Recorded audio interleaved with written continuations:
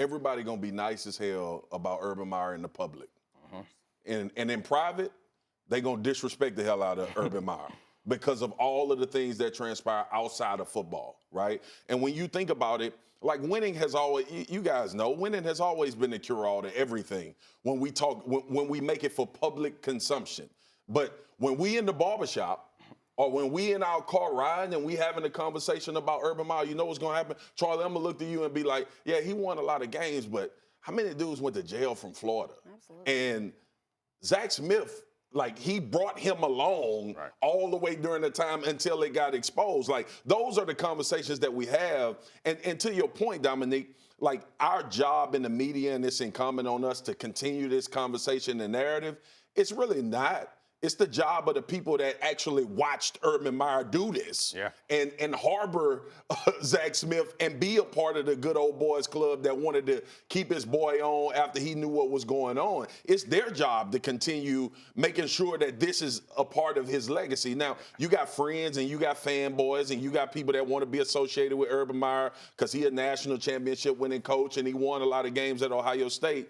But look, man, when you get caught, it's a part of who you are. I don't think it would be fair to necessarily smear his character entirely, and I don't think anyone here is doing that. Like, I think all of us have bad moments and should be forgiven us for those bad moments, but we shouldn't let this go by. But I do think the major question that comes out about Urban Meyer is all this success at what cost? Because there was a substantial cost to the teams and the schools that he was there, and there was a substantial cost to him personally and his family because he doesn't seem to be able to stay at a place too long before he has some health issues come up because the way that he does this job, which I know Nick Saban's not a part of this conversation, but this makes me have even more respect for somebody like Nick Saban and Dabo Swinney and guys like that who have been putting together programs that are at least on the level of Ohio State, probably better than Ohio State, without having these same sort of clouds surrounding them of their own personal health issues and issues with harboring violent criminals and those sorts of things. Well, I just think that at Ohio State, there was a banner hanging up, and one of those, his tenets as a coach and a person was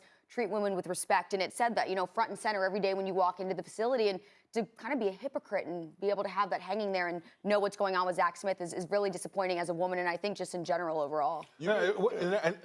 Again, I think it's incumbent upon us to continually remind people, as great as Urban Meyer has been, again, he's the second most successful coach in this generation behind Nick Saban. We can't dismiss the other aspects that's part of Urban Meyer's story. And I think that's going to be really important for us. I think if you were to take Urban Meyer's side on this, not that any of us are like against Urban Meyer necessarily, but I think his argument would be that he was not disrespecting women by keeping Zach Smith there, is that he was trying to help heal that situation. I think that just speaks to the enormous ego of college coaches and the enormous ego of Urban Meyer, the idea that he thinks that keeping somebody around him, somehow he can fix that he's better at this than law enforcement would be, and that protecting somebody and, frankly, continue to reward them when they bring these type of bad issues around your program is a problem. But Fox, think about it, man. You can perceivably help Zach Smith because you are Urban Meyer. Right. If this was a coach who didn't know if he was going to have a job next year, or if he was in the middle of a 6-5 season, and he thought that potential information could get out, that takes me back to the winning can mask a lot of things. Like when we look at franchises, whether it be in the NFL or whether it be in college, you get a pass for success. Right. Like the public hates that until it's their team, right? Everybody hates that. Like if this was Nick Saban,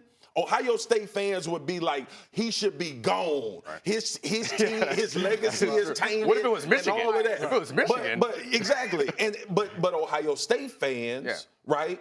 We're showing up. We support Urban. We want Urban back. This is a travesty. Like everybody has an allegiance and an alliance, but that doesn't rectify the fact that if Urban Meyer's success wasn't his success, this Zach Smith thing would have got Urban fired. Absolutely. He would have been gone. But that's been his experience for a long time. I've made my points known, I think, pretty clearly on the kind of anti-Urban Meyer side, but I do think that it would be fair to project what it would be like in that situation, because he has a relationship with Jack Smith's family, a relationship with Zach Smith, and while I would hope that I would never do something like that, I could understand being in a situation where you say, I know this man. He's not a bad man. He made a mistake. I'm going to do what I can to help him. Like, I could understand that, but that's why they pay you millions of dollars to be a leader of an organization, is that you're supposed to be able to understand that. That's not my role. I'm just a pretty face who says smart things about football it's business from time to time. It's business, and then it's personal. Because I'm going to tell you what didn't happen.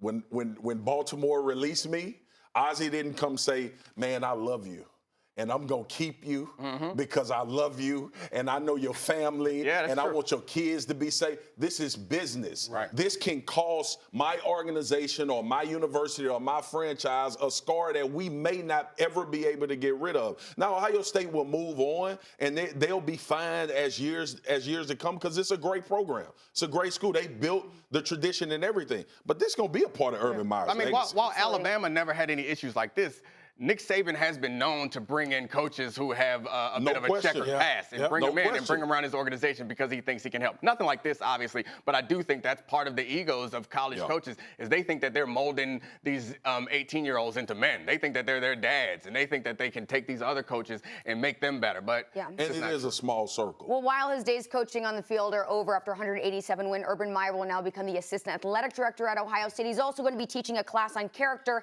and leadership. No. I'm not. Did you make that I'm up? not passing any judgment right now. No, that's exactly what's happening. He's going to be teaching a class. So hopefully he has some good stories for the kids and something to impress on them. Charlie, I don't have enough damn Anyways, notes. Dak Prescott led his team to another NFC East.